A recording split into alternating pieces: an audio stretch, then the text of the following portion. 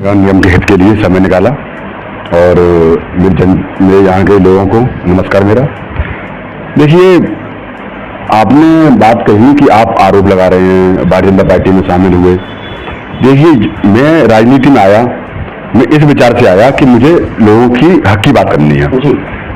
जब मैं समाजवादी पार्टी से जुड़ा था तभी भी आपने देखा होगा कि मैं निर्दलीय चुनाव जीता था और उसके बाद में मैंने पार्टी से इस्तीफा इसलिए दिया मैंने समाजवादी पार्टी से, क्योंकि मुझे वहां पे अपने विचारों के साथ काम करना मेरे को आसान नहीं लगा। ठीक है, मुझे आसान लगा भारतीय जनता पार्टी के साथ काम करने में आसानी लगी मुझे विचारों के साथ, क्योंकि माननीय योगी जी, माननीय मोदी जी और जो शहर के माननीय विधायक जी हैं उनकी मैं कार्यशैली से काफी प्रभावित था।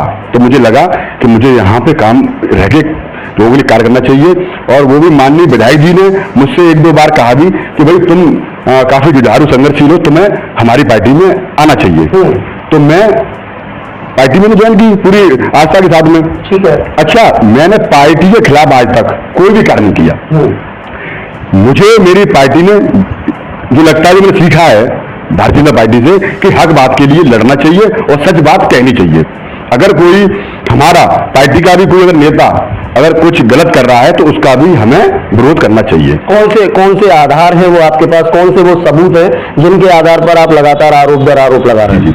देखिए, नंबर एक तो यही है, सबसे पहले जो मैंने एक बहुत बड़े भ्रष्टाचार का खुलासा किया था कि नगर निगम के अधिकारी, और न जाने कितने अधिकारी होंगे जिन्होंने अपने नाम पे क्वार्टर अलॉट करा रखा है और उनका एचआरओ नहीं कट रहा है।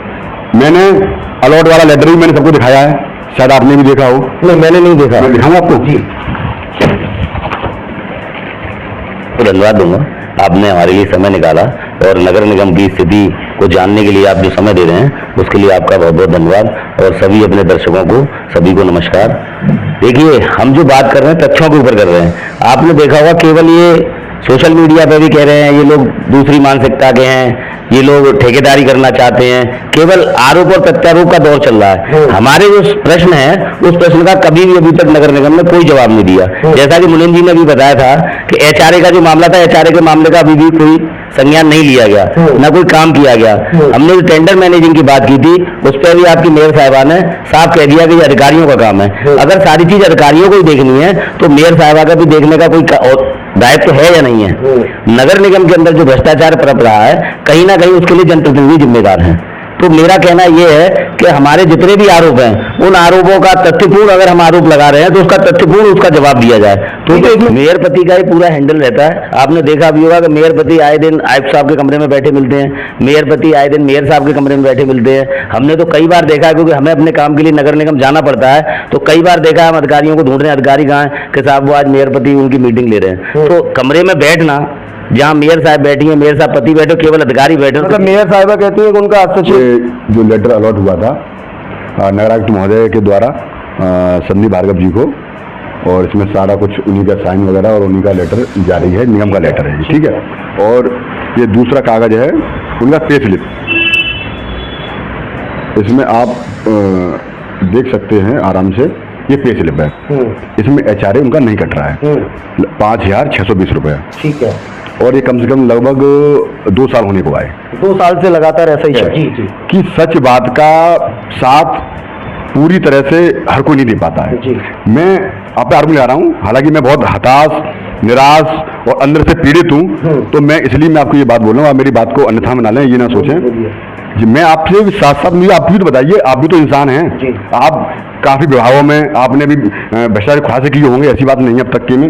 जब मैं दोनों लेटर आपको दिखा रहा हूँ तो ये भ्रष्टाचार है कि नहीं है, मुझे आप ये बताइए। नहीं, इतना स्लो जी क्यों निकल रहा है आपका? नहीं, देखिए, मैं मत जाइए, आप पहले एक पॉइंट पे आइए, एक पॉइंट आप देखिए, क्योंकि हमें भी तो लगे हो क्या रहा है अभी आजकल।